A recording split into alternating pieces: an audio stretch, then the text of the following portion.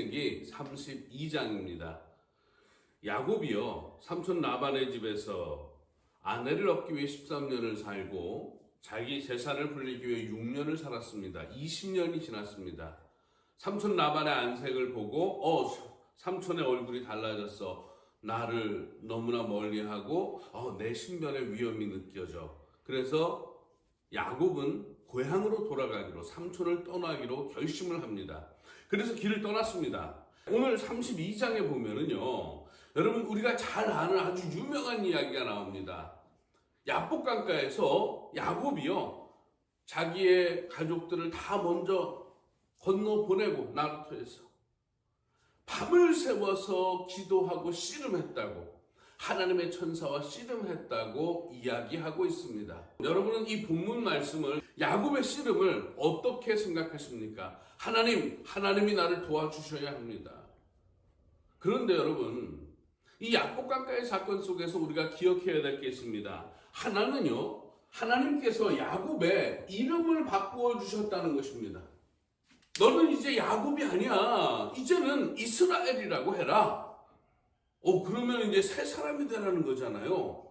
좋은 의미 같아요. 저도 그렇게 생각했습니다. 또 하나는 창세기 32장에 보면은요, 이렇게 나옵니다.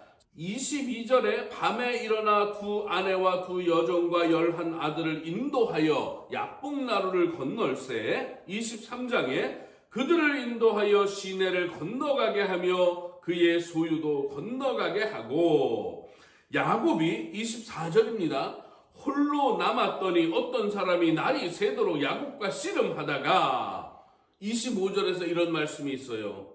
야곱의 허벅지 관절이 그 사람과 씨름할새 어긋났더라.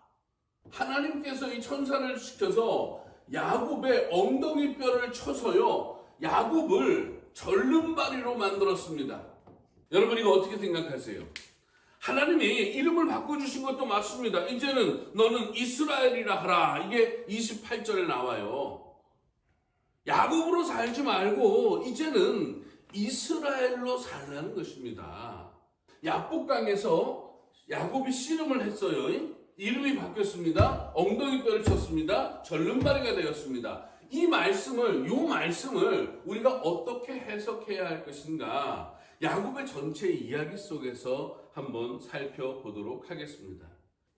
창세기 27장에 보면 27, 28, 29절 이 세 절 말씀에서 야곱은요, 아버지를 속여서 형의 옷을 입고 털을 이렇게 보여주고 형인 줄 착각하게 하고서는 장자의 축복을 받았습니다. 중요한 게 이겁니다. 어쨌든 하나님의 이름으로 축복을 받았어요. 그런데 형이 미워하고 아버지가 세상을 떠나면 내가 저놈을 죽일 거야. 이러니까 결국에는 리브가와 야곱의 동의하에 아내를 구한다는 명목으로 삼촌 라반의 집으로 길을 떠나게 되잖아요. 길을 떠날 때도 아버지 이삭은요, 야곱을 축복했습니다. 길을 가는 중에 밤이 돼서 골뱅이를 베고 잠을 자는데, 그 잠잘 때 베델이라고 그걸 나중에 이름했는데, 이 베델에서 하나님을 만났는데 하나님이 야곱을 축복했어요. 그런데 이 축복 속에서 결정적인 게 있어요. 하나님께서 너와 함께 하실 거라는 겁니다. 하나님이 너를 지켜주실 거라는 겁니다.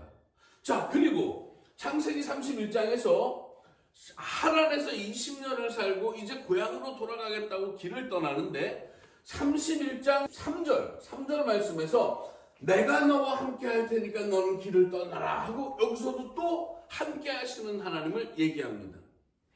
여러분, 오늘 성경 말씀 32장에 1절과 2절, 1절과 2절에도요, 성경 말씀은 이렇게 말하고 있습니다. 야곱이 길을 가는데 하나님의 사자들이 그를 만난지라. 야곱이 그들을 볼 때에 이르기를 이는 하나님의 군대라 하고 그 땅 이름을 마하나임이라 하였더라. 아멘.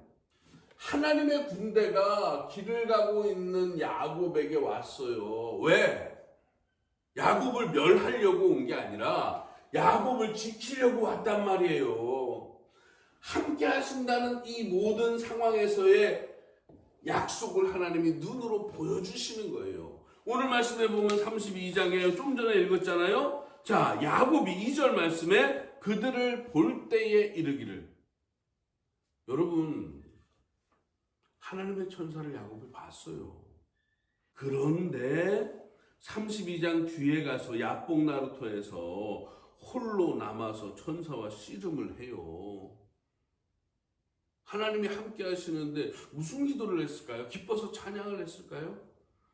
저는 그렇게 생각을 해요. 하나님이 나 살려주지 않으면